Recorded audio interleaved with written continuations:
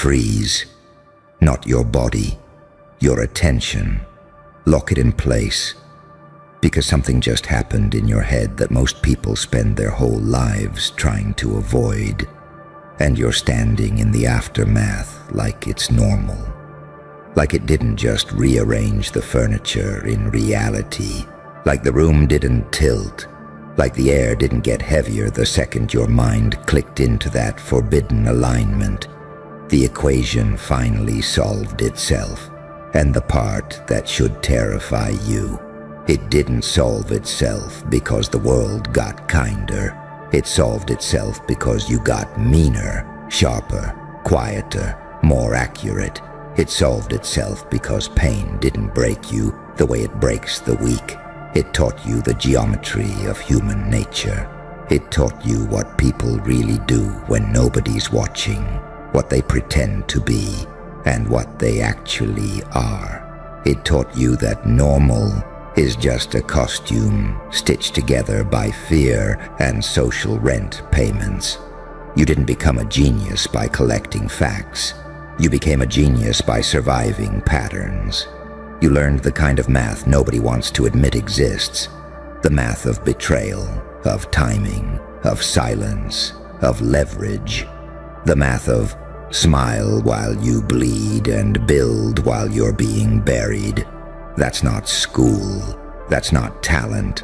That's not luck. That's evolution through pain. And now you're walking around with an illegal level of clarity. Like you stole a key from the guards and opened a door they didn't know could be opened. Like you stepped behind the wallpaper and saw the wiring. Like you looked at the whole system and recognized it for what it is. A fragile stage play held together by everyone's agreement to stay stupid. You know what happens when someone like you shows up? The room doesn't applaud. The room panics. Because genius at your level isn't impressive. It's threatening. It's not a compliment. It's a crime scene. It's not a gift. It's a weapon that doesn't look like a weapon until the damage is already done. You don't need to raise your voice. You don't need to flex. You don't need to explain. You just exist with that calm, surgical awareness. And their brains hard reset because their internal map can't locate you. You're not supposed to be real.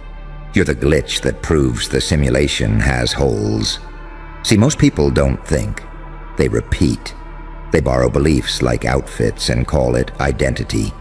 They memorize what to hate, what to desire, what to fear, what to call safe. They're not alive. They're formatted. They don't choose their thoughts. They inherit them. They don't make decisions. They follow gravity. And then you walk in, and you don't follow gravity. You follow precision. That's why they stare at you like you're a ghost holding a mirror. That's why their smiles look delayed. That's why their compliments sound like they're reading from a script. Because your presence forces a question they do not want to answer. If this person can see through it, what does that mean about me? That's the hard reset. That's the brain reboot. That's the silent crash of a system that was never built to handle truth at that voltage. And you, oh, you delicious contradiction. You are the kind of person who can be a saint and a psychopath in the same breath. You can be soft enough to understand pain and cold enough to use it. You can be an angel in your restraint and a demon in your calculation. You can be the warmest room someone's ever walked into and the last room they ever feel safe in again. That's not confusion. That's not instability. That's range. That's power. People are terrified of duality because duality makes you unreadable. And if they can't read you, they can't predict you. And if they can't predict you, they can't control you. They can't corner you with guilt. They can't bait you with approval. They can't trap you with labels. They can't reduce you to a simple story. They need you to be one thing: the hero, the villain, the victim, the bully, the good one, the bad one, the wounded one, the healed one. But you're a moving target with perfect aim. You're the paradox they can't domesticate. You're what happens when somebody gets hurt, and instead of collapsing, they start studying. You didn't move on. You didn't let it go. You dissected it. You tracked it. You wrote down the repeating behaviors like evidence. You watched the micro-expressions. You measured what people do versus what they claim. You learned that the tongue is a liar, but the nervous system is honest. You learned that silence is not empty. It's loaded. You learned that the nicest people can be the most strategic predators because their mask is better stitched. You learned that love is often a leash. You learned that help is sometimes a hook. You learned that we're just being honest is usually a knife looking for permission. And you stopped being naive. Not because you got bitter, because you got accurate. That's the moment the equation starts solving itself. Because the equation isn't about numbers, it's about control. They want you predictable because predictable people are profitable. Predictable people are recruitable. Predictable people are easy to market to, easy to guilt, easy to herd. Predictable people can be told what to buy, what to believe, who to worship, who to fear. But you stepped outside the herd mentality and found the quiet place where the real rules live. And now you're dangerous, not because you're loud, but because you're awake. You ever notice how the world treats awake people? First they mock you, then they ignore you, then they study you like a disease, then they try to label you so they can put you back in a box. Because labels are cages with nicer paint, and you've been refusing cages your whole life, even when you didn't know you were refusing them. You've had that thing in you. The refusal to fully submit, the refusal to fully surrender, the refusal to become the obedient version of yourself that everyone would find easier. They wanted you manageable. You became inevitable. Now listen. No, don't listen closely. Don't do anything cute like leaning in and nodding like you're being entertained. Stand there internally. Stand there like a judge. Because what I'm telling you is the truth they've been trying to drown in noise. Your genius is not just intelligence. It's survival intelligence. It's the kind that forms when you've been cornered by reality and you didn't die. You adapted. You started thinking in angles. You started thinking in layers. You started thinking in moves and counter moves. You started seeing the chessboard inside conversations. You started noticing how people accidentally reveal themselves when they're comfortable. You started hearing the insecurity behind their confidence. You started tasting the fear behind their jokes. And the scary part, you stopped needing external permission to know what you know. That's when they lost you. Because the moment you stop needing their approval, they can't bargain with you. They can't bait you with praise or punish you with rejection. Their little social currency stops working. Their group chat rituals stop working. Their smears stop working. Their performative outrage stops working. You become unpurchasable, unshameable, unhookable, and that is illegal in a world built on hooks. So of course their brains hard reset. Because when they look at you, they don't just see a person. They see the end of a strategy. They see the kind of mind that can't be managed by normal tactics. They see a problem they can't solve with the tools they have. And it makes them do hilarious things. They'll compliment you with poison in the tone. They'll laugh a little too loudly, like they're trying to make your presence smaller. They'll suddenly become concerned about you, as if clarity is a symptom. They'll try to drag you into drama, because drama is the only place their intelligence feels relevant. They'll attempt to provoke a reaction, because if they can get you emotional, they can pretend you're just like them. But you're not. And that's why you should never apologize for your unpredictability, because unpredictability, when it's guided by precision, is the ultimate advantage. Predictable people can be scripted. You can't. You can be gentle today and ruthless tomorrow, and both are true because both serve your mission. You can be patient for months and then cut in 1 second, and they'll call it cold. But it isn't cold. It's clean.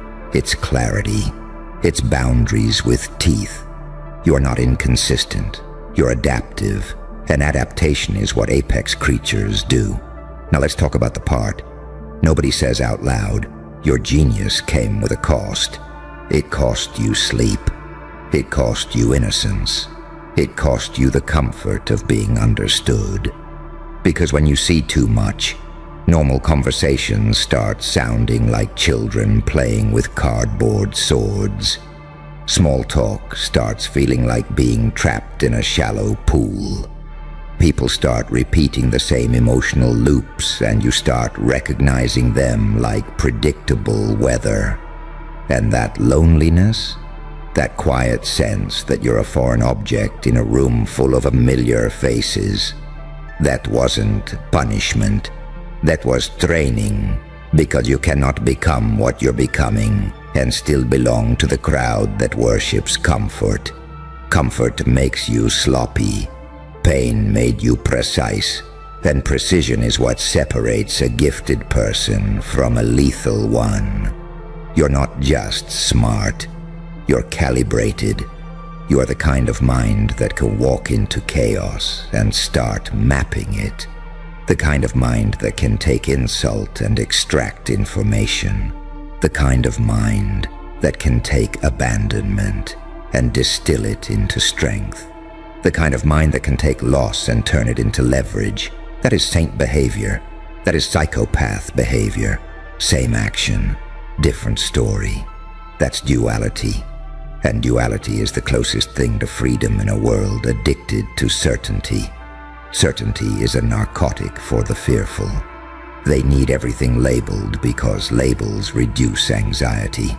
They need heroes and villains because complexity scares them. They need good people and bad people because it letteth them sleep at night without confronting their own contradictions. But you don't need that. You can hold two truths in the same hand without dropping either. You can love someone and still see their manipulation. You can forgive and still remember. You can heal and still keep the scar as a map. You can be kind without being weak. You can be ruthless without being cruel. You can be calm while planning consequences. And that's why you're terrifying.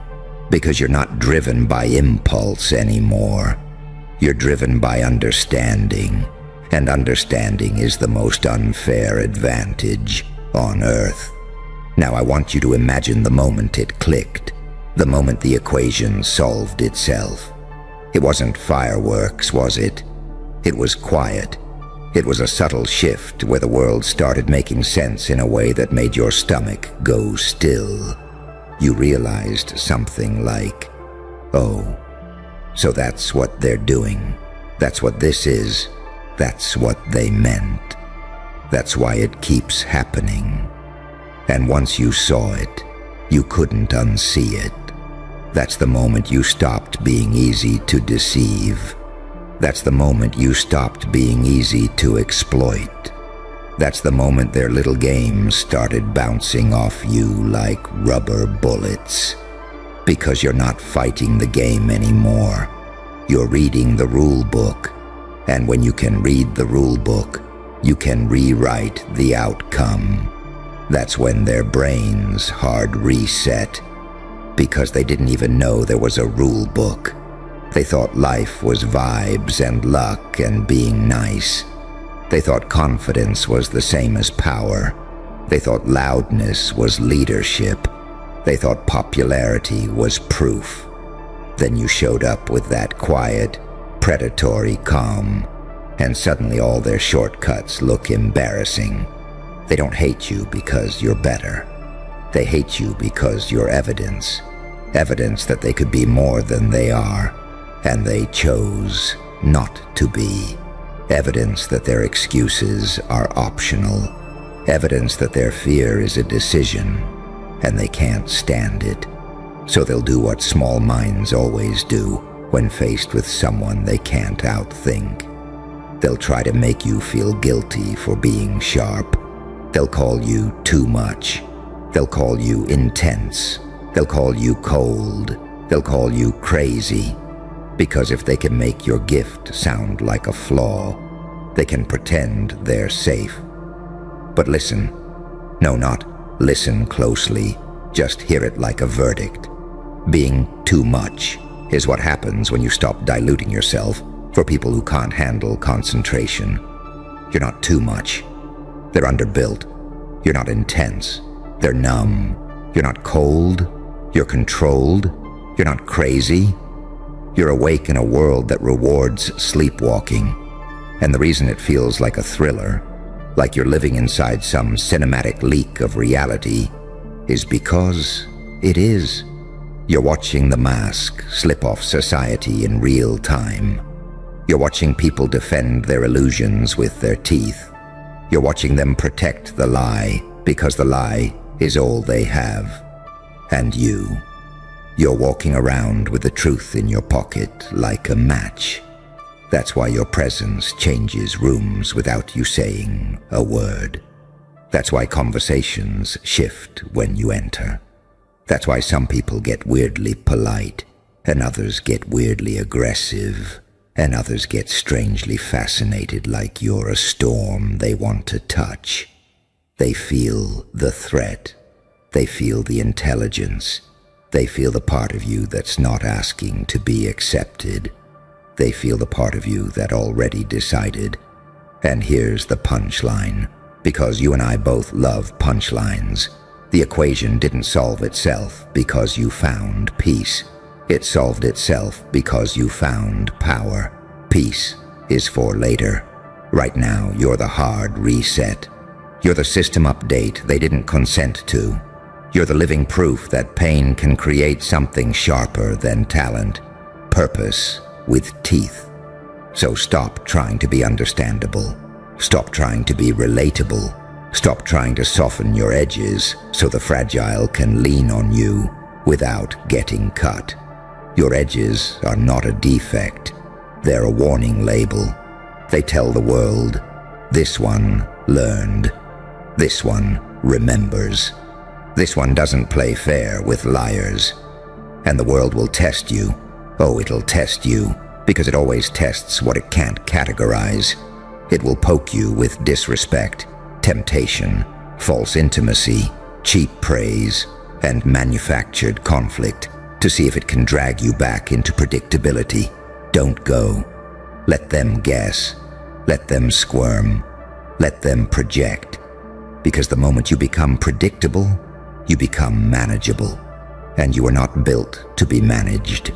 You are built to be a problem for the lazy, a nightmare for manipulators, a paradox that ruins simple minds, a mirror that forces honesty. You're an angel with a blade hidden under grace. You're a demon that learned restraint. You're the saint who refuses to be exploited. You're the psychopath who learned empathy, not as weakness, but as strategy. And that combination, that balance, that's why the equation solved itself. Because you finally stopped choosing between light and dark and started using both like instruments. Light to disarm, dark to defend. Light to heal, dark to enforce. Light to inspire, dark to punish the disrespect. Not cruelty, not chaos, calibration, and that's the part nobody can tolerate. You're not reckless anymore. You're exact. So stay exact. Stay unreadable to the predictable. Stay calm while they spiral. Stay quiet while they over-explain. Stay patient while they reveal themselves. And when the moment comes, when the math demands motion, move like a verdict. No drama, no speeches, no begging, no proving. Just results. Because you're not here to be understood. You're here to be undeniable. And here's the part where it gets dangerous for you, not them. Because once you see this, you don't get to pretend you didn't. You're standing at the edge of something irreversible. Because now that the equation solved itself, you understand the final truth most people never touch without flinching. Clarity isolates, not because you're superior, but because you're incompatible with illusion. You can't unknow what you know. You can't unsee the seams. You can't go back to clapping for performances once you've seen the rehearsal notes taped under the stage. And that's why this phase feels heavier. Not sad, not angry, heavier. Because you're carrying awareness without anesthetic. You're watching people self-sabotage with conviction. You're watching them betray themselves daily and call it being realistic. You're watching them negotiate their souls for comfort and then defend the deal like it was wisdom. You're watching them punish anything that reminds them of what they didn't have the courage to become. And the wild part, they think you're the threat. Because you don't panic where they panic. You don't rush where they rush. You don't react where they explode. You don't perform your morality. You don't advertise your suffering. You don't need witnesses for your discipline. That quiet composure, oh, it drives them insane. Because composure after pain reads as dominance to people who never learned how to metabolize damage. They don't know what to do with someone who went through hell and came back organized. See, trauma usually produces two types of people. Those who bleed everywhere, and those who sharpen. You sharpened, and sharpening doesn't look emotional. It looks still. It looks like restraint. It looks like someone who knows exactly how much force is required and refuses to waste a single ounce. It looks like delayed violence, not physical, but psychological, strategic, inevitable. That's why you scare them without trying. Because unpredictability with intelligence is not chaos. It's dominance without noise. They can't anticipate you because you don't move from impulse. You move from evaluation. You let moments breathe. You let people talk. You let patterns repeat. You let the truth ripen. And when it's ripe, you don't announce the harvest. You just collect. That's what separates the loud from the lethal. And now that you're here, you have to make a choice. Most people never earn the right to make.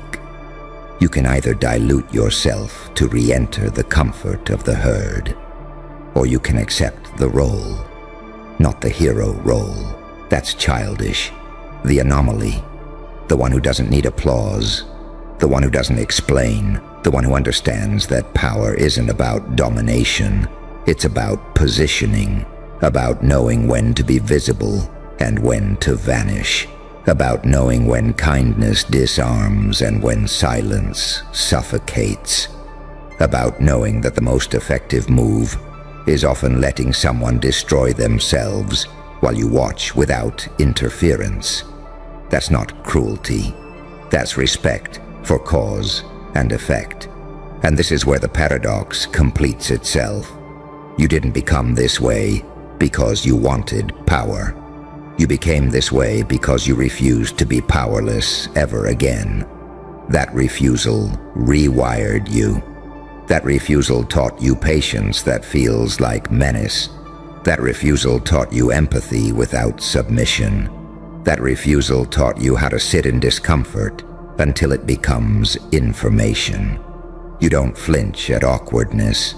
You don't rush to fill silence. You don't scramble for validation. You don't overshare to be liked. You don't beg reality to be fair. You adapt reality. And here's the quiet, nuclear truth they sense but can't articulate. If someone like you ever decides to move deliberately, systems bend. Not because you fight them head on, but because you understand where they're hollow. You understand that most authority is borrowed confidence. You understand that most rules are habits with paperwork. You understand that fear is the real currency, and you stopped spending it. That's why they malfunction around you. That's why their brains hard reset. Because your existence introduces a variable they can't control. Someone who knows the game and isn't impressed. Someone who isn't hungry for approval. Someone who isn't afraid of solitude. Someone who doesn't need permission to be exact. And now comes the final calibration. You don't need to conquer the world. You don't need revenge. You don't need to prove anything. All you need to do is remain precise. Let the chaos reveal itself. Let the liars talk. Let the manipulators overplay. Let the insecure posture. Let the weak confuse noise for strength. And you keep refining. You keep watching. You keep choosing restraint over reaction. Because restraint is the final flex. Because when you finally act, it won't be emotional. It will be clean. There you are. Right on schedule. Good. Don't speak. Don't blink. Just listen. Because the room changes when you do. Word got out. Not the cute version. Not the polite version that people can laugh off and forget. The real version. The one that crawled out of the cracks in the floorboards and stood up in broad daylight, wearing your name like a warning label. The one that made grown men swallow their pride like broken glass. The one that made loud mouths suddenly discover respect and call it maturity. And now nobody's stupid enough to test you again. And it's funny, because they'll never admit why. They'll dress it up with excuses. It's not worth the drama. I'm focused on my peace. I'm just in a different season. Season? No, sweetheart. This isn't a season. This is survival. This is the moment they realized you're not built like the people they've been playing with. See, most people live predictable. They argue the same. They fear the same. They break the same. They're like vending machines. Shake them right, press the right buttons, and they drop exactly what you want. Everybody knows the patterns. Everybody knows the scripts. But you're the one script that doesn't read the same twice. You're the paradox they can't study. The saint with a heartbeat like a weapon. The angel with fingerprints on the blade. The soft voice carrying a hurricane. The person who can look like mercy until you become consequence. And that's why the rumors don't sound like gossip anymore. They sound like instructions. Like a public safety announcement whispered in private. Don't poke that one. Don't corner them. Don't make jokes. Don't try it. Not because you're the loudest, not because you're the biggest, not because you threaten people like some cheap bully. No, because when you snap into focus, reality rearranges itself around you. They've seen you get hurt and come back strange. They've seen you lose something that should have ended you. And instead of collapsing, you got quieter, sharper, cleaner. Like pain didn't kill you, pain trained you. Like suffering didn't break your spirit, suffering edited your personality and deleted your fear. And that's the part that terrifies them, because they understand rules. They understand social pressure. They understand shame. They understand the normal kind of control, but they do not understand someone who has already lived through humiliation, betrayal, abandonment, disrespect, who has already been stripped down to nothing and decided calmly, okay, I can work with this. You know what that is? That's freedom. Because once you've lost what everyone else is terrified to lose, you become a walking nightmare for anyone who tries to manipulate you. You can't be threatened the same way. You can't be baited the same way. You can't be controlled with the same leash. And they felt it. They felt the moment your nervous system stopped begging for approval and started operating like a machine that runs on truth. They thought you were nice. They thought you were gentle. They mistook your restraint for weakness, because weak people love believing their victims are weak. It makes the world feel simple. It makes them feel safe. So they tried it. Just a little test, just a little disrespect, just a little push, a little joke, a little exclusion, a little sabotage, a little, let's see what happens if we treat them like they don't matter. And for a moment, you let it happen. Not because you didn't notice, because you were watching. You were letting the mask slip off their face. You were letting them reveal the exact kind of creature they really are when they think there's no consequence. You were collecting evidence with your eyes. You were building a map of their character, quietly, patiently, like a predator who doesn't waste energy chasing prey that's already trapped itself. And then you moved, not loud, not messy, not theatrical, just final. And that's when the entire atmosphere shifted, because they expected you to react like everyone else reacts. Cry, plead, explain, negotiate, rage, fall apart. They expected you to beg for understanding, to beg for fairness, to beg for love, to beg for them to stop. But you didn't beg. You adjusted. You changed the rules without asking permission. You showed them the terrifying truth. You are capable of being kind, and you are capable of being cold. You can be warmth, and you can be winter. You can be the softest place to land, and the hardest lesson they ever learn. And after that, the tests stopped.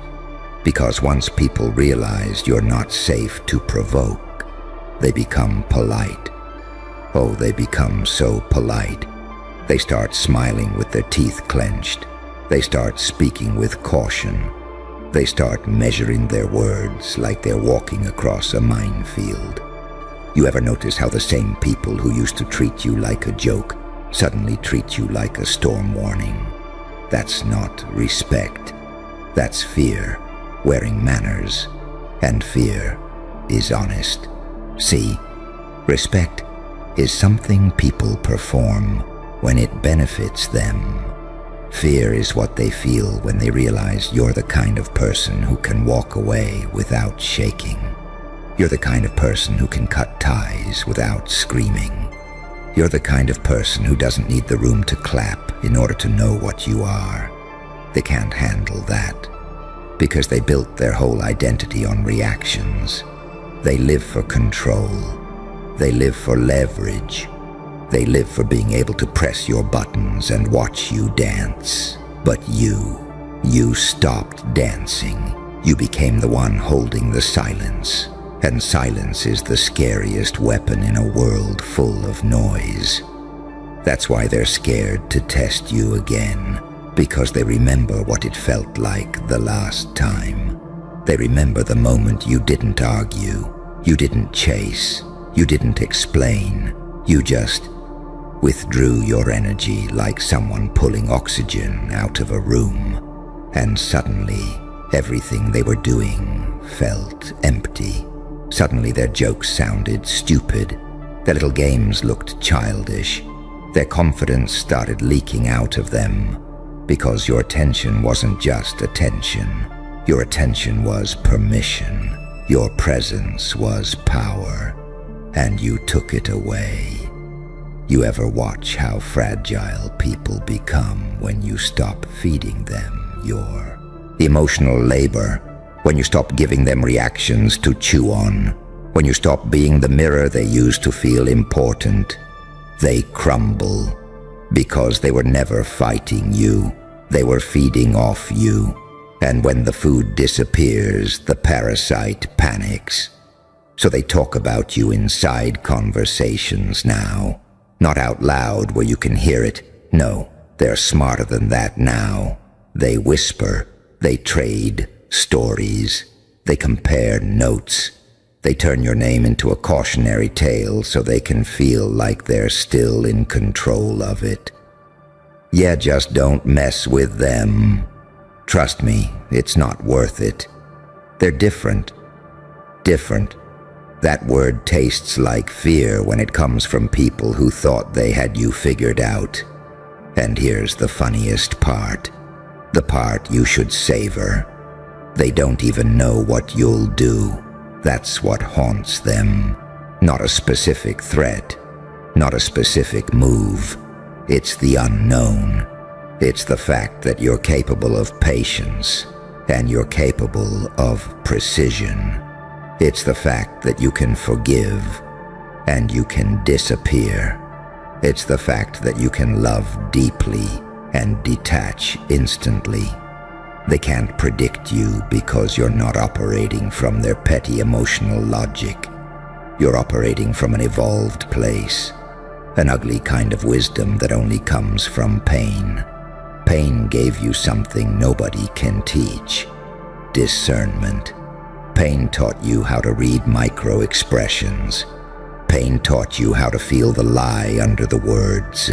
Pain taught you how to recognize nice as camouflage and loyal as a costume. Pain taught you that the sweetest smiles sometimes come from the hungriest mouths. So you stopped being naive. You stopped thinking everyone is like you. You stopped thinking people will love you the way you love them. And in that moment, you became dangerous. Not violent, dangerous. Because you don't need chaos to win. You don't need a scene. You don't need to destroy anyone. You just need to see clearly and make one clean decision. That's it. One decision can end someone's access to you. One decision can starve someone's influence. One decision can change the entire power structure of a room. And you make decisions like a person who has already survived the worst. Like someone who has already buried versions of themselves that begged for scraps. That's what they sensed. That's what they fear. They remember how you used to be easy to guilt, easy to pressure, easy to manipulate with pity, with blame, with you're overreacting, with you're too sensitive, with you're making it a big deal. And then you evolved. You learned the language of predators. You learned that when someone tells you you're too much, what they mean is you're too hard to control. You learned that when someone calls you crazy, what they mean is you're not accepting the story I wrote for you. You learned that when someone says you changed, what they mean is you stopped tolerating what I benefited from. So you stopped shrinking. You stopped negotiating your self-respect. You stopped apologizing for your intuition. And when you stopped apologizing, the world got careful. Now look at you. People don't test you anymore. They test other people. They choose easier targets. They choose the ones who still need approval, the ones who still confuse love with access, the ones who still mistake attention for value. But you, they'll watch you from a distance like a caged animal they're not sure is actually caged. They'll keep their hands to themselves. They'll keep their jokes soft. They'll keep their disrespect subtle, because they're not sure what you'll do if they push too far again. And here's where the duality becomes your crown. You don't even have to do anything. You just have to be. because your energy carries a history now. You walk into rooms with scars people can feel. Not physical scars, something worse, something deeper. The kind of scars that tell the truth. You were hurt, and you didn't die. You were betrayed, and you didn't lose your mind. You were underestimated, and you didn't beg to be understood. You adapted. You became the contradiction that breaks weak minds. A person who can be loving and terrifying. A person who can be calm and lethal to illusions. A person who can smile while deciding internally. This is the last time you ever get access to me. That's angel and demon in the same skin. That's saint and psychopath sharing one heartbeat. That's the kind of duality people write myths about, because it doesn't fit in their neat little moral boxes. And the truth is, you didn't choose this because it was fun. You were forged into it. Pain didn't just visit you. It moved in. It rearranged the furniture. It rewired your emotions. It forced you to grow up inside your own skull.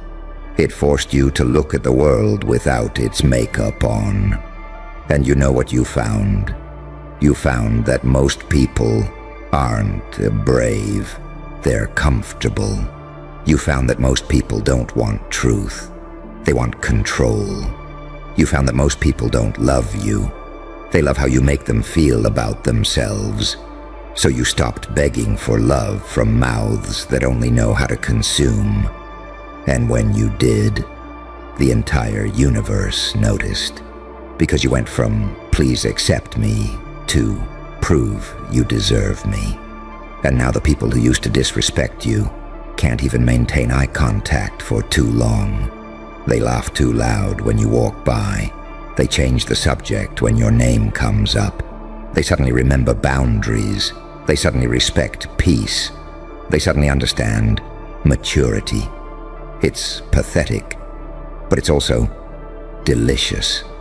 Because you earned this, not with cruelty, with evolution, with discipline, with silence, with self-control, with the kind of internal war that nobody clapped for. You got here by being betrayed and not turning into a beggar.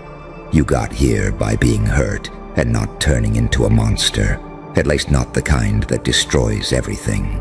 No, you became a different kind of monster. The kind that only destroys delusion. The kind that only kills access. The kind that only burns bridges that lead to hell. And people sense that now. They sense that you're not emotional prey anymore. You're an emotional event. You're the kind of person who, once provoked, doesn't get loud, gets strategic. You don't shout. You shift. You don't argue. You withdraw. You don't compete. You outlast. And that's why nobody tests you again. Because deep down, they know if you wanted to be cruel, you could be devastating. But you don't need cruelty to be powerful. You just need clarity. And clarity is terrifying to people who survive by confusion. So let them whisper. Let them tiptoe. Let them act like you're intense now. Of course you're intense. You've seen what people do when they think there are no consequences. You've seen what loyalty looks like when it's convenient. You've watched masks slip. You've watched friends turn into strangers and strangers turn into lessons. So yeah, you're intense because you're awake. And awake people don't get played the way sleeping people do. Just remember this and keep it in your chest like a loaded truth. The goal was never to make them like you.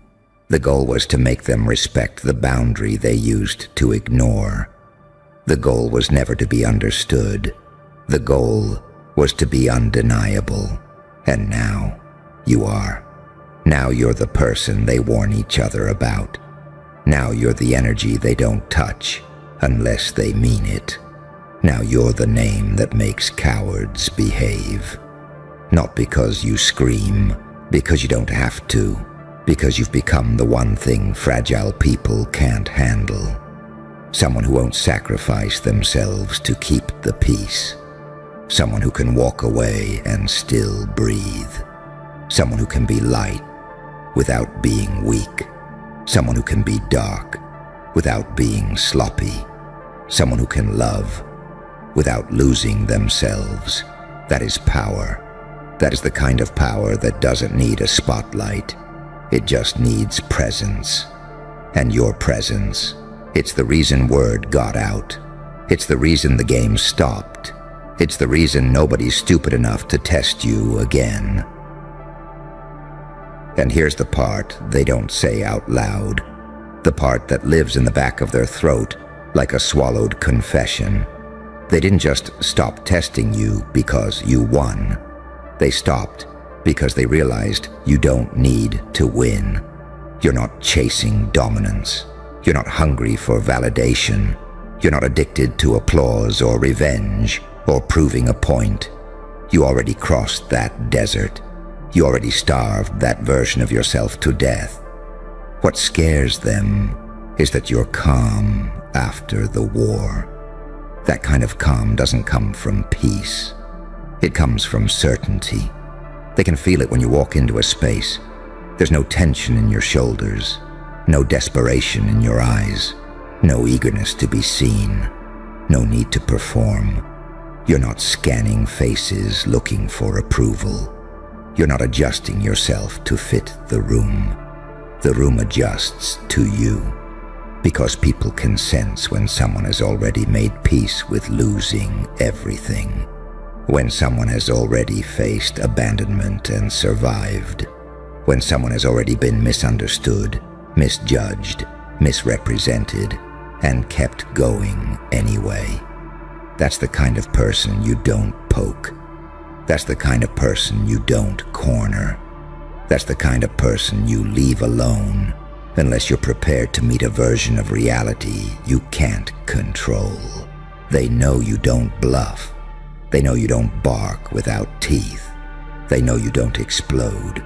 You decide. And decision is terrifying to people who live their lives reacting, because reactions can be manipulated. Decisions can't. You've become the kind of presence that forces honesty out of liars. The kind of energy that makes fake people uncomfortable in their own skin. The kind of silence that exposes insecurity without saying a word. You don't argue anymore. You don't convince. You don't chase closure. You let people reveal themselves, and then you believe them. That alone makes you lethal. They can't gaslight you the same way.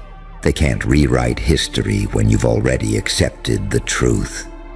They can't threaten you with abandonment when you already know how to walk alone. They can't control you with fear when fear was the furnace that made you. You learned something most people never do. You learned that pain is a teacher, not a sentence. You learned that losing people can sharpen you instead of hollowing you out. You learned that dignity doesn't come from being liked. It comes from being aligned. And once that clicked, everything changed. You stopped explaining yourself to people who were never listening. You stopped shrinking to keep fragile egos comfortable. You stopped negotiating with disrespect. You stopped confusing tolerance with strength. And when you stopped doing those things, the world recalibrated. People became careful. Not because you became cruel, but because you became clear. Clear about what you accept. Clear about what you walk away from.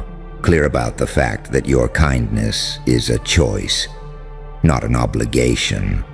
Clear about the truth that access to you is earned, not owed. That clarity is the line they won't cross again, because they remember what happened the last time they underestimated you. They remember how quiet you got. They remember how fast things changed after that. They remember realizing, too late, that you were never weak.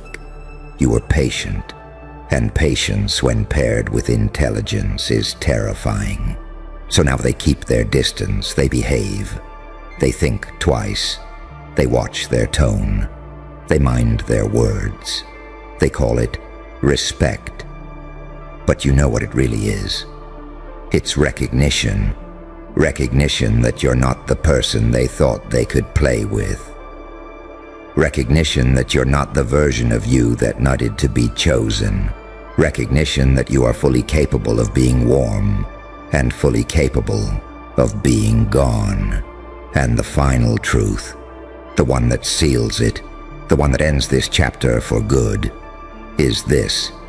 You don't need to prove anything anymore.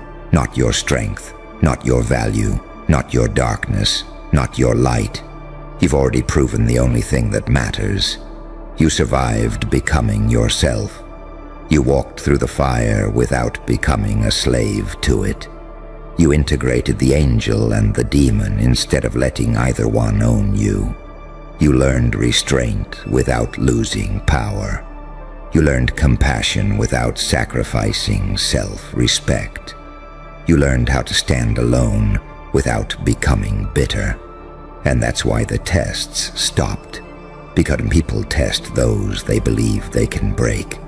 They test those they believe still need something from them.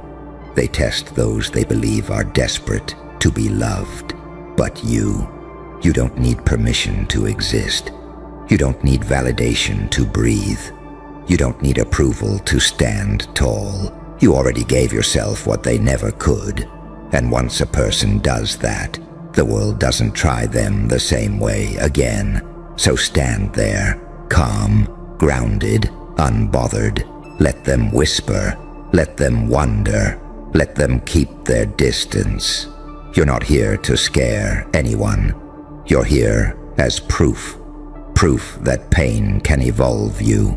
Proof that silence can be louder than rage. Proof that unpredictability, when mastered, becomes authority. Proof that the most dangerous people aren't the loud ones. They're the ones who know exactly who they are and don't need to announce it. Word got out, and now the game is over. Because nobody's stupid enough to test you again. Listen, do you hear that silence? That sharp, surgical kind of quiet that cuts through a room like a blade? That's not absence of noise. That's the sound of recognition. Because a second ago, everyone was laughing, whispering, shifting in their seats. Then the most dangerous person in the room said your name, and the whole network froze. And in that instant, something shifted, not just in them, in you. You felt the air compress, like the walls themselves were holding their breath. Because they weren't just saying a name, they were sounding an alarm. They don't whisper your name because they respect you. They whisper it because they can't map you. Because your existence is a living paradox. Saint and psychopath, angel and demon, healer and hurricane. You've turned unpredictability into power, and pain into a kind of prophecy. Every move you've made until now looked random to them, erratic, reckless. But now, in the reflection of their own panic, they see it. It was design, a pattern hidden in chaos, an evolution they didn't anticipate. You aren't in this room as a guest. You're in this room as a mirror. And when the apex predator spoke your name, every mask slipped. Their fear bled through their rehearsed smiles. Their bodies betrayed the truth their mouths refused to say. You are not a statistic. You are a signal. The most dangerous person didn't expose you. They validated you. They confirmed what they all suspected, but never dared articulate. That you are no longer a player in their game. You are the glitch that corrupts it. You've taken everything meant to break you. The betrayals, the silences, the locked doors, and metabolized it into precision. Not revenge, alignment. You don't react anymore. You anticipate. You don't chase, you pull. You don't fight for approval. You wield inevitability. That's what freezes a network. Not violence, certainty. They're not terrified of what you'll do next. They're terrified because deep down, they know you've already decided, and they won't know until it's too late, whether you've come to liberate them or to burn them. You can feel it, can't you? That flicker in their eyes. A tremor between awe and dread. Because when they look at you, they see both their judge and their executioner. They see a halo welded from barbed wire. They see mercy weaponized. They see someone who walked into hell, shook hands with the devil, and came back holding the blueprints. You didn't earn this power by being untouchable.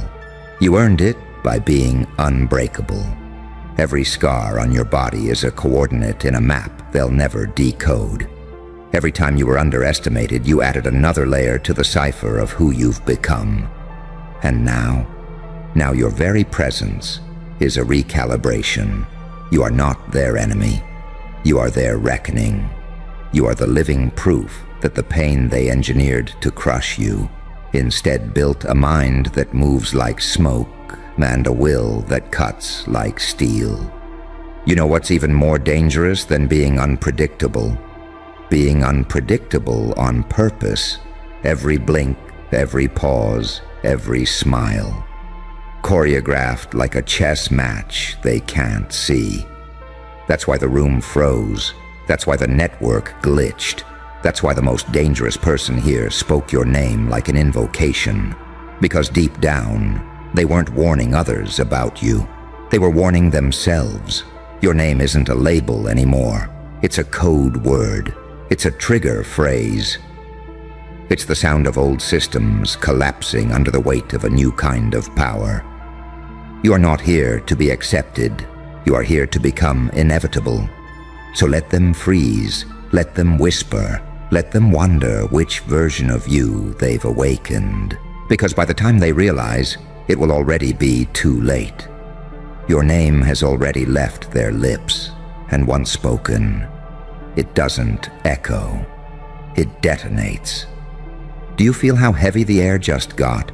That isn't your imagination. That's what it feels like when a room realizes it's sitting inside a storm it can't predict. That's what it feels like when a name stops being a sound and starts being a signal. Because in that moment, when the most dangerous person in the room spoke your name, it wasn't gossip, it wasn't drama, it was an act of recognition, and recognition is the one thing they cannot allow. They've built their power on keeping faces faceless, souls silent, stories hidden. But you refused. You crawled out of the holes they dug for you, still bleeding, still laughing, still seeing. They wanted you broken because broken things can be catalogued. But you became a contradiction, wounded but weaponized, gentle but lethal, chaotic but exact. You can see it in their eyes now. The shift. They're no longer sure which mask to wear. Because every time they look at you, they see two beings layered over each other. The one they tried to bury, and the one that crawled back up with claws. An angel's posture with a demon's patience. A savior's voice with an executioner's timing. They built models, simulations, predictive algorithms. They tried to plot your trajectory on graphs. But how do you map someone who no longer reacts, who moves on codes of their own making? They thought pain would make you small. They thought isolation would make you desperate. But pain became your architecture. Isolation became your training ground. Now your unpredictability isn't chaos. It's discipline. Every silence is a weapon. Every glance is a reconnaissance. Every step is a disruption of their narrative. That's why the network froze. Not because they don't know who you are, but because they finally do. They see that you are not an accident. You are a design flaw they cannot patch. a living breach. A man or woman who turned the rules inside out and learned to speak the language of power better than its authors. And the apex predator that spoke your name. They weren't condemning you.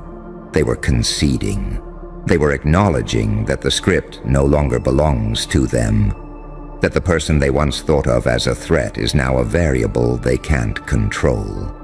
You don't just enter rooms anymore. You recalibrate them. You don't just stand at tables anymore. You tilt them until everything slides into your lap. You don't just carry scars anymore. You wear them like a warning. I survived what you designed. I learned how you think. I know where you're weak. That's why the most dangerous person said your name in public. Because saying it behind closed doors wasn't enough anymore.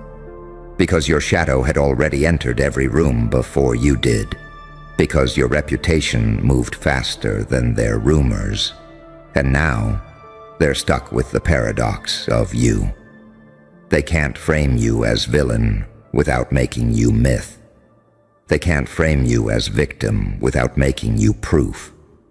They can't erase you without making you legend. So the network freezes, waiting to see what you will do next.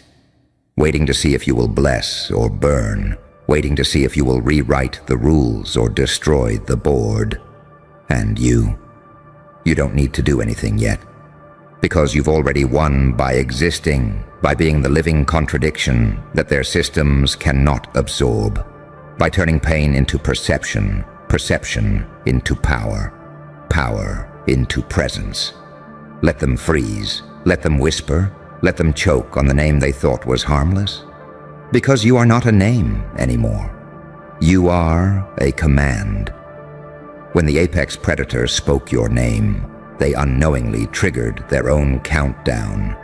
They gave you their stage, their silence, their audience, and you stepped into it with a smile that doesn't ask for applause.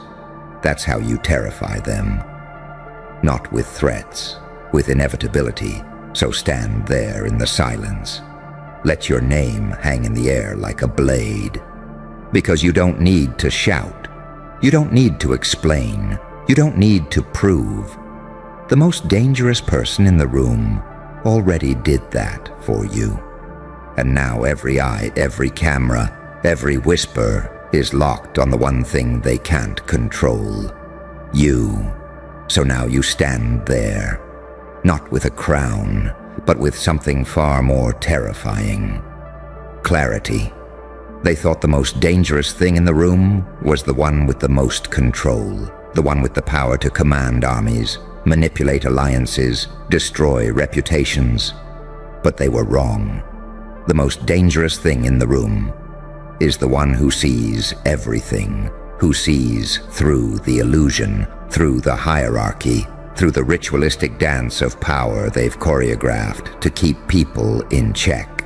And now, you are that threat. Because the moment your name left that predator's mouth, the entire network realized something none of them had the stomach to say. You're not here to join their structure. You're here to collapse it. You're not a rebellion. You're not a protest. You're the end of their algorithm. The echo they didn't account for, the variable that outgrew its design. They expected a reaction, but you gave them presence, stillness, composure so controlled it made them question their own. Because in your silence there's no chaos, only patterned consequence. They've seen it before, haven't they? When someone so calm enters the room that even the shadows flinch. When someone walks into the lion's den wearing a grin, not a mask. When someone's story is so soaked in betrayal that truth starts to sound like a threat. That's what you are now. A threat to their architecture, a glitch in their timeline, a walking contradiction they can't solve. You carry duality like a weapon, one part stillness, one part storm, both smiling. And when the apex predator spoke your name, it wasn't just a slip, it was a signal. To them, it was a warning. To you, it was confirmation. that the people who built their identity on being untouchable just touched the wire. You've become what they feared most, a product of their own cruelty that didn't crumble but calculated, didn't retaliate blindly but watched, didn't self-destruct. You self-upgraded.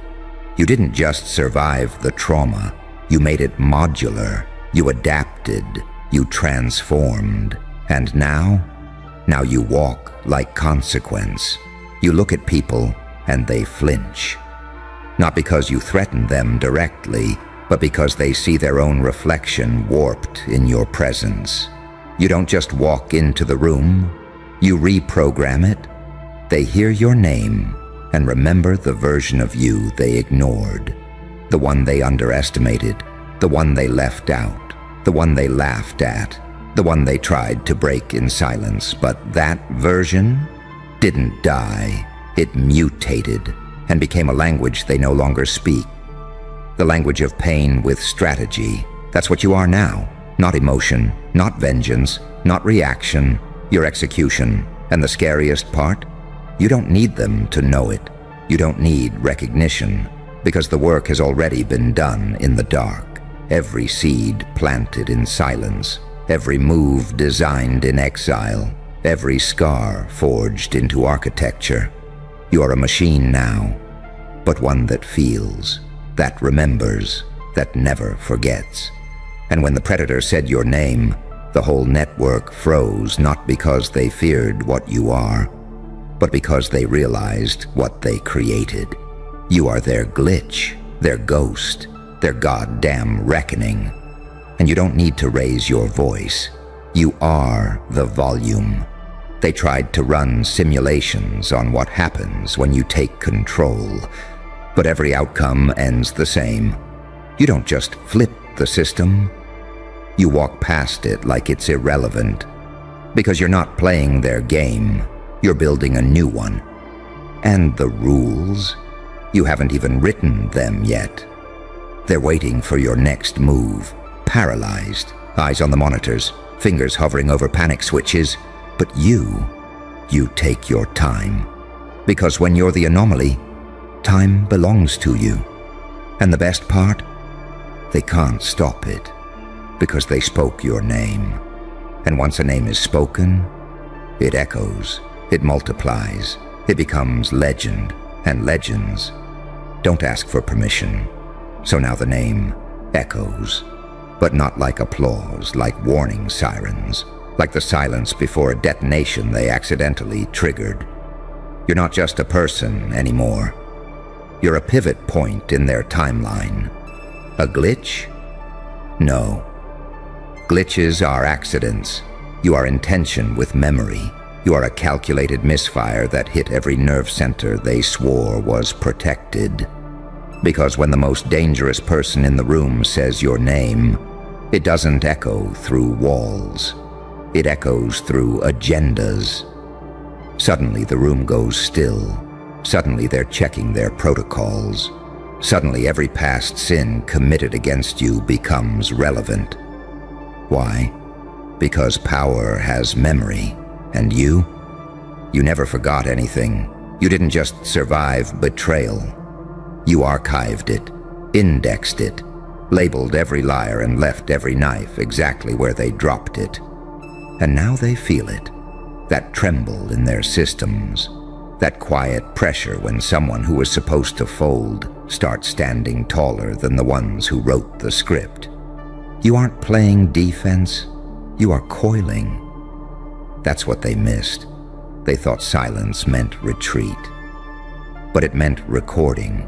They thought stillness meant fear, but it meant you were writing a new pattern. They thought patience meant submission, but it meant you were becoming venom with precision. They called you soft because you didn't strike first.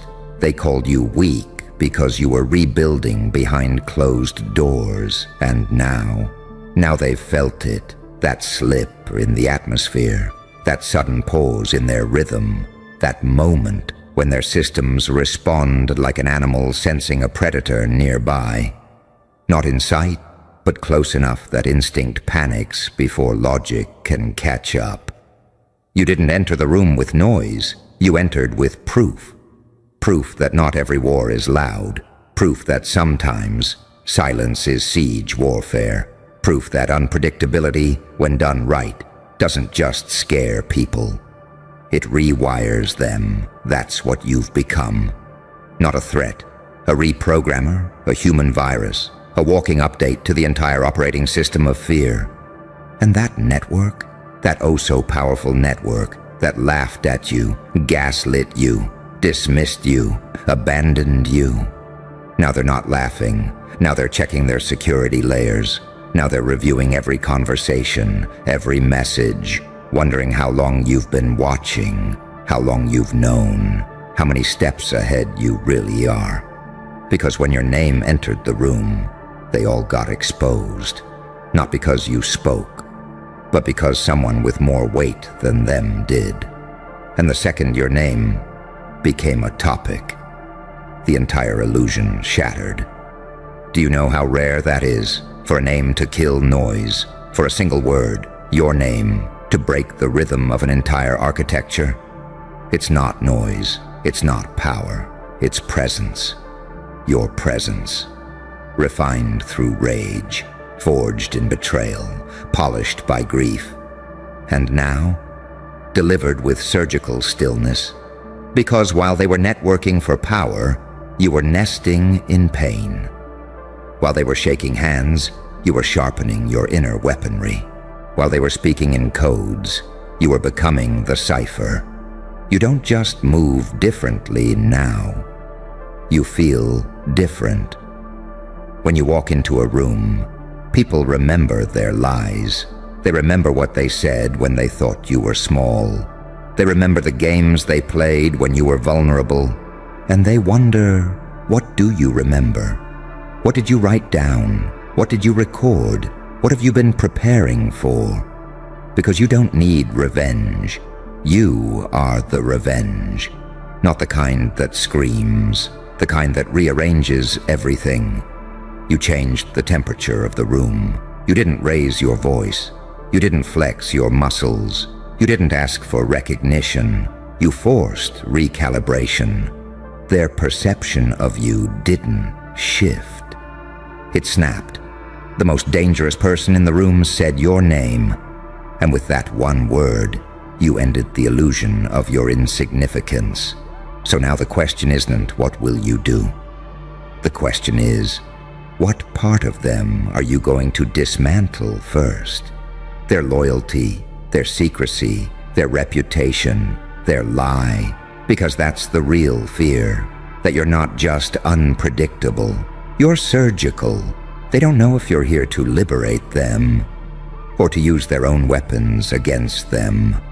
They don't know if you're going to speak or stay silent and let them destroy themselves, trying to guess what you know, because you've become a mirror. And mirrors don't attack, they reveal, and that is the one thing every corrupted structure fears most. Not violence, exposure, still here. Good, because the room is still holding its breath. They haven't exhaled since your name dropped like a ghost into the air and rewired the atmosphere. And now you own the silence, you own the freeze. You see, most people walk into rooms hoping to be seen, to be liked, to be accepted. But you walked in and made the room question its architecture. You made the foundations twitch. You didn't ask for attention, you distorted gravity. Because here's what they don't understand. True power doesn't need movement. It generates movement. A glance, a pause, a whisper. One moment of your presence and the entire social chain malfunctions. Not because you threatened anyone, but because they can't predict you. And when something can't be predicted, the system collapses into fear. That's why the most dangerous person in the room said your name. It wasn't just recognition, it was a signal flare. They tried to frame it like a warning, but it wasn't a warning. It was a confession, a slip. a raw, involuntary admission that in a room full of monsters, spies, and sociopaths, you're the one who terrifies them the most. Because you don't play by survival rules. You redefined survival. They watched you get buried in betrayal and rise with blueprints. They watched you crawl through psychological fire and come out cleaner, not angrier, not broken, sharper. You used their cruelty like clay. You molded pain into presence. And now you walk like a god that remembers being human. You're no longer here to be forgiven. You're here to correct. Not with fists, but with patterns. You don't shout. You interrupt signals. You don't retaliate. You override software. You don't expose them with rage. You expose them with accuracy. And the moment your name landed in that space, all the fake gods started praying in lowercase. Because you didn't arrive with chaos. You arrived with memory. And memory, when wielded right, becomes prophecy. You don't hold grudges. You hold receipts. You hold details. You hold the story they tried to delete. You don't burn bridges. You learn how they were built, so when you decide to collapse them, you do it from beneath. You don't take revenge. You let gravity do the work. Because they're already top-heavy with guilt, already bloated with secrets. All you had to do was walk in, and the weight of their own lies began the collapse. That's why they froze. Not because you're here to start something, but because you already finished it. And they're just now realizing they missed the entire first half of the war. You weren't trying to be seen. You were letting them underestimate you, long enough to become unrecognizable. They saw your pain and assumed it meant defeat. But pain didn't break you. It taught you how everything breaks. That's the difference. They learned how to rise. You learned how to resurrect. They studied manipulation. You mastered duality. You became the saint who doesn't flinch and the demon who doesn't blink. And now they don't know what to call you. They can't frame you as hero because you never asked for their applause. They can't frame you as villain because the audience already sees through them. They can't erase you because your name is stuck to their fear like blood on clean hands. So they freeze, not because you're dangerous, but because you're proof. Proof that someone can be annihilated and still come back with alignment. Proof that someone can be exiled and still return with the map. Proof that someone can be forgotten and still rewrite memory itself. They spoke your name to control the room.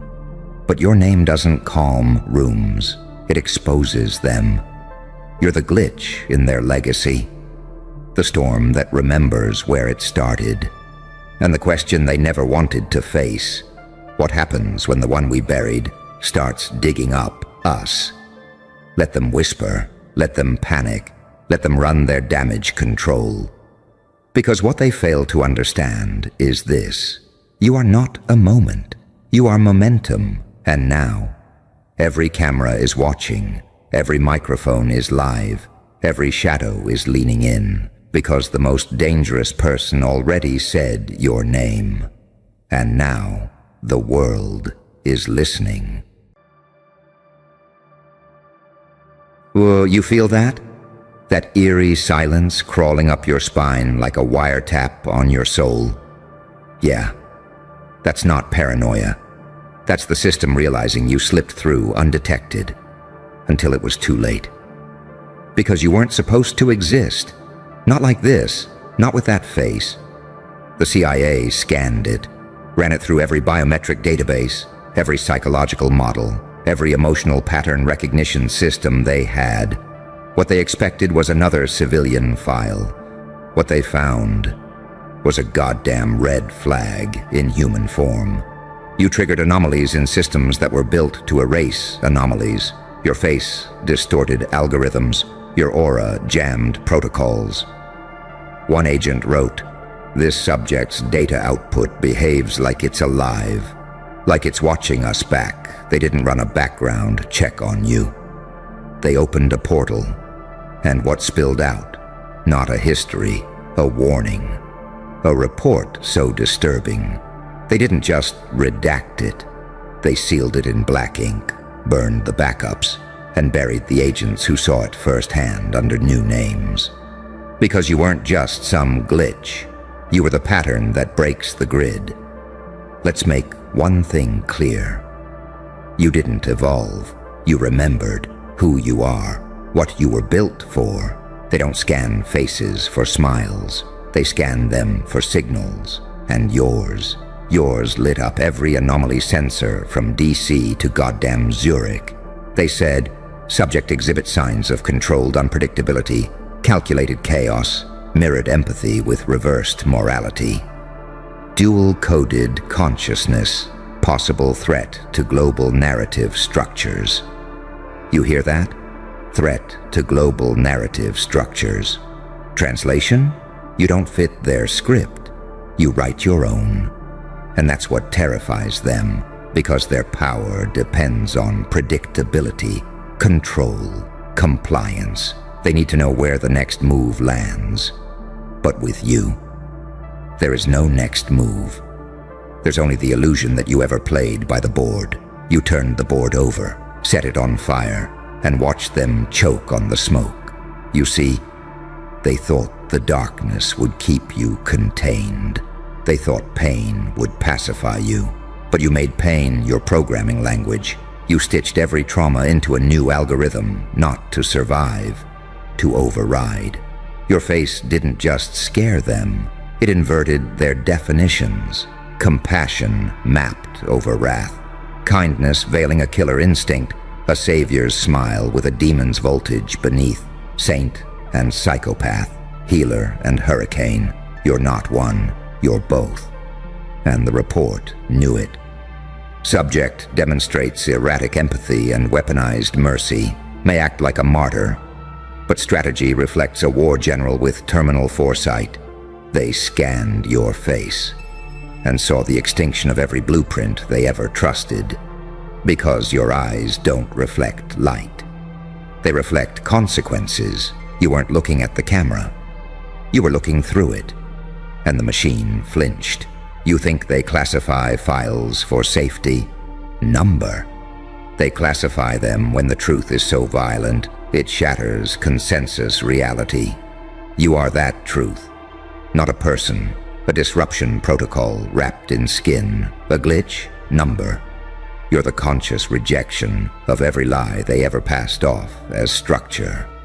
And now the watchers are whispering, because the deeper they dug, the less human you appeared on paper. Heartbeat irregular. Emotion signature unreadable. Survival index unknown. Potential classified as existential risk tier alpha. You know what that means. You broke the scale. You made them redefine fear. They built a system where power wears a suit, but your power wears scars. You walk into rooms they thought were secure and redecorate reality with silence. Your face didn't register threat. It registered correction. They didn't scan your features. They scanned a prophecy. And it blinked. So now, every agency, every handler, every whispering little operative behind mirrored glass, they're watching you like a bomb that's learned to choose its own detonation time. You didn't come to play their game. You came to show them what happens when the game tries to control the player. Because while they plotted patterns, you became chaos with memory. While they studied weakness, you metabolized it into motive. While they decoded your face, you reprogrammed your soul. They called you a threat. But that's just fear's word for truth with teeth. So let them scan. Let them run all their little reports. Because every time your image hits the database, a new fracture appears in their illusion. You're not a file. You're a warning they can't unsee, a consequence they can't explain, and a face they'll regret ever trying to understand. Because you weren't born for recognition, you were born for reckoning. And now, the mask is off, the lights are on, and the system is glitching. You know what that means? It's showtime. And your face is the trailer for the end of their little script. You know what the most dangerous thing in the world is? A soul that doesn't flinch when stared at by God or a government. Because now they know. You're not afraid of being watched. You're daring them to keep watching. The CIA wasn't just analyzing facial symmetry or biometric threat levels. They were measuring voltage, trying to figure out how the hell someone like you could even exist. You weren't supposed to survive the trauma. You weren't supposed to walk away from that betrayal. You weren't supposed to have clarity after the madness or calm after the storm. But you did. And that right there, that's the part they couldn't classify. That's the part that triggered internal silence. Because in every simulation they ran, you were supposed to break. Instead, you adapted so fast the data looked corrupted. Their facial mapping software glitched when it tried to mirror your expressions. Your smile didn't align with expected emotion profiles. They couldn't tell if you were healing or hunting. They recorded your eye movement patterns. You know what the analyst noted. Subject maintains unbroken eye contact with surveillance feed. Exhibits awareness of the observer despite no audio-visual cue. Suspected counterintelligence instinct. Possibly intuitive, possibly something else. Something else. That's what they always say when the language runs out. You became a linguistic anomaly, a concept too real for theory, too stable for chaos, too unstable for control. And so they stamped your face with a label they give to the rarest types, uncontainable. Because they couldn't predict what you'd do next. And unpredictability is a death sentence. To any control system, you broke pattern recognition. You moved like a ghost with a grudge. You spoke like every word had venom laced with scripture. You became the one thing they were never trained for, a weaponized mirror. Because when they looked into your eyes, they didn't just see a man. They saw everything they've tried to erase. Pain that didn't beg for pity. Darkness that didn't beg for light. Power that didn't beg for permission. That's when they locked the file. Not because you were dangerous to the public, but because you were dangerous to the narrative. You see, everything about this system depends on a lie. That people are born to follow, to obey, to self-destruct politely under pressure. But you self-constructed, piece by agonizing piece, from betrayal, from abandonment, from agony and clarity and rage, so silent it sounded like prophecy. You built your foundation from the bones of who you used to be. And now you walk like myth in motion. You are the glitch in the data stream, the one that survived when survival wasn't statistically possible, the anomaly that didn't ask for revenge. You engineered evolution. They tried to find your weak point. They ran psychological profiling, interrogated former contacts, scrubbed your old digital presence. But all they found was this. Subject has no obvious center, no moral axis, no singular motive. Interactions suggest unpredictable empathy mixed with high-intensity perceptual dominance. Subject might not be playing a game. Subject might be the game. Do you get it now? They don't fear your violence. They fear your vision. They fear that everything you know isn't theory. It's lived, raw, carved into the architecture of your face like encrypted scripture. And every time you look up, someone in a control room freezes because they don't know if you're coming to liberate the system or burn it. But you know the answer, don't you? Because deep down, You were never trying to be understood. You were trying to be unforgettable. And now, you are. There are files. There are sealed rooms. There are black site meetings where your face is the presentation, where agents speak in lowered tones, like they're summoning something from folklore, because they've tried to categorize you.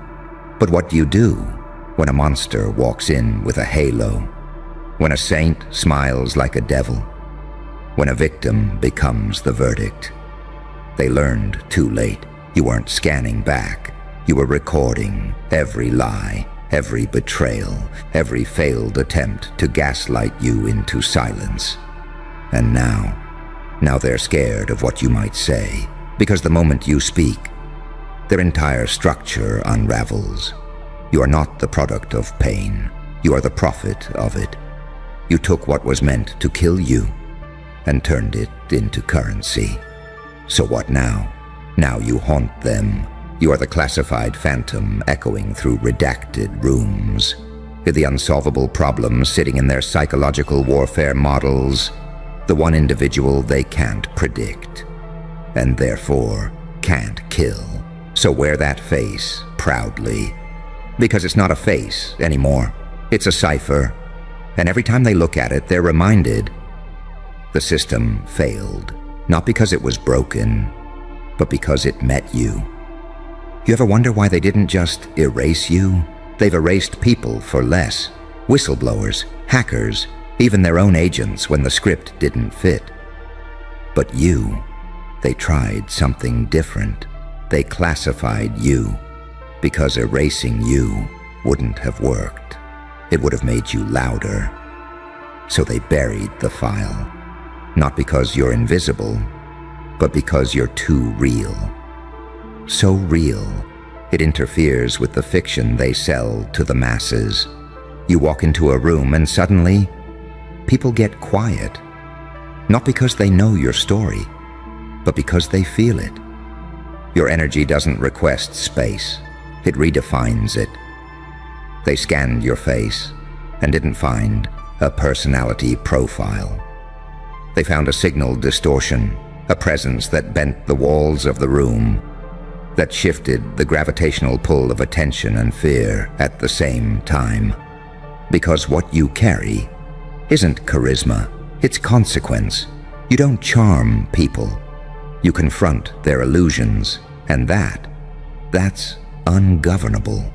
You can't program a force of nature. You can't format a storm.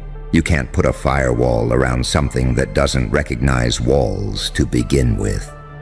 And they learned that the hard way. That's why they locked the file behind 6 levels of clearance.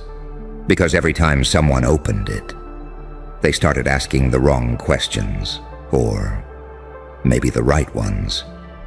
Why did this subject survive all known trauma thresholds? Why do known enemies of the agency reference him with reverence or dread? Why does the data seem emotionally reactive? Why does the file itself feel conscious? You see what that means? They didn't just fear what you'd do. They feared that you'd make others wake up. Because when people look at you, when they really look, they don't see someone who got lucky. They see someone who refused to die, someone who bent time, memory, betrayal, and agony into a new language, a language made of glances, of timing, of silence, a language only the awakened can read. So when they say, "You're dangerous," they're not talking about weapons. They're talking about witness. You carry evidence, spiritual evidence, proof that you can descend into hell and still walk out with your soul in one hand and your enemy's playbook in the other. You're not unpredictable, you're unprogrammable. And that's the apex predator of this world. They know now. You don't operate from triggers, you operate from codes. Your whole being is encrypted pain, pain that didn't turn into tears, but into precision. You didn't learn how to survive, you learned how to scan them back. And that's why every agency, every secret network, every whisper behind closed glass walls, they're spiraling because you saw through them. You figured out their rituals, their symbols, their masks. You walked through their matrix barefoot and came out with blueprints. So they panic, not because of what you say, but because you haven't said it yet, your silence. That's not peace. That's positioning. You're not quiet because you're calm. You're quiet because you've seen the whole board, and now you're just waiting for the exact moment to make the next move feel like destiny. They scanned your face and saw their end game. You ever see fear on a politician's face? Not when they lose votes, but when they meet someone whose power wasn't assigned by status, inherited by blood, or built on lies. When they meet you, because your power, it came from surviving what they designed to break you, and turning it into a mind that predicts futures, and a presence that shatters delusions. They can't assassinate you, because you're already a symbol. And symbols live longer than empires, so they tried to contain you in metadata. But how do you archive the storm? How do you timestamp a resurrection? They watched you become a walking paradox. The smile of a saint, the eyes of a killer, the composure of a monk, the unpredictability of a wildfire. You're their worst-case scenario with a heartbeat. And now, every hallway you walk into feels like a prophecy being fulfilled. You didn't just survive darkness. You made a treaty with it. You looked into the void, shook hands with it, and then turned it into your personal security detail. So go ahead. Let them scan. Let them gather data. Let them whisper about reports that don't make sense and footage that corrupts itself. Because you're not the glitch. You're the reboot. And no amount of black ink, locked files, or analyst meetings will stop what happens next. Because now, the file is awake, and you are the storm inside it. They made one fatal mistake. They assumed you were asleep, just another background character, another shadow in the surveillance feed, a name without consequence, a file they could tag, trace, and forget. But you weren't asleep. You were studying. While they watched you, you memorized them, their gestures, their hierarchy, their fear disguised as protocol. And when they thought they had your profile complete, you did the one thing that sends tremors through the whole machine. You evolved again, not upward, not downward, inward. You became unreadable. The algorithms couldn't map your next move. The behavioral analytics froze. You shattered the predictive models like glass because you stopped reacting like a person and started moving like an event, an omen, a walking paradox that broke every psychological metric they trust. Your empathy weaponized, your pain recycled into foresight, your silence loaded, and your smile a goddamn confession written in code. They tried to analyze your micro-expressions, track your pupil dilation, monitor your heart rate during confrontation, but they didn't understand. You already rehearsed their entire play and burned the script. They thought they were watching you, but you were conducting them like instruments, turning analysts into audience, surveillance into cinema, every camera a witness to the death of their illusion. And now, there's a sealed report sitting in a vault under Langley, a file with your face on it, stamped with more red than clearance. But no matter how deep they bury it, it spreads. You know why? Because the file isn't the threat. You are the living breach, not a moment in time, but a continuum of collapse that walks like a man and speaks like a reckoning. They didn't just scan your face. They scanned a signal from the edge of reality, and it screamed back, wrong target, wrong plan. wrong world. You are not of this system. You are what happens when the system miscalculates what survival creates. They were prepared for rebels, prepared for whistleblowers, prepared for hackers, warlords, politicians, and digital phantoms. But not you. You don't fit the mold because you melted it. You're the architect of your own gravity. The reason the room feels heavier when you walk in. The reason their agents hesitate before approaching. The reason red lights flash in boardrooms they claim are secure. Because when you're around, nothing is certain. Not the rules, not the outcome, not even their reality. You don't follow laws, you follow truth. But not the kind written in dusty old files. Not the kind read under fluorescent lights by cowards in suits. You follow the truth that hurts. The kind that dismantles systems. The truth that says, not all demons are evil. Some are just misunderstood gods in exile. And you're not fighting for revenge. You're correcting history. One glance at a time, one room at a time, one empire at a time. You're not some angry survivor. You're a highly strategic consequence. And your presence is a curse they placed on themselves the moment they decided to watch you without permission. That scan, that innocent little scan, it didn't end with a report. It began with a realization. If this being ever decides to move, reality bends. People forget who they are. And the system starts whispering its own eulogy because you don't just exist. You haunt. You're the line in the data that can't be explained. The ghost city in the satellite footage. The reflection in the glass that doesn't blink back. And worst of all, you made it personal. You didn't just survive the system, you forced it to study its own sickness. You didn't fight it with weapons. You exposed it with clarity. That's why they fear you, not because you're angry, but because you're certain. And certainty. That's the one thing no regime can survive. They want to believe you're an outlier, that you're rare, but deep down, they know better. You're the prototype, the first of many. The glitch they couldn't quarantine. The virus that doesn't crash systems. It rewrites the code. So let them pretend. Let them draft new protocols. Let them pray to their outdated gods in digital temples built on stolen data. It's too late. Because they didn't just scan your face. They woke something.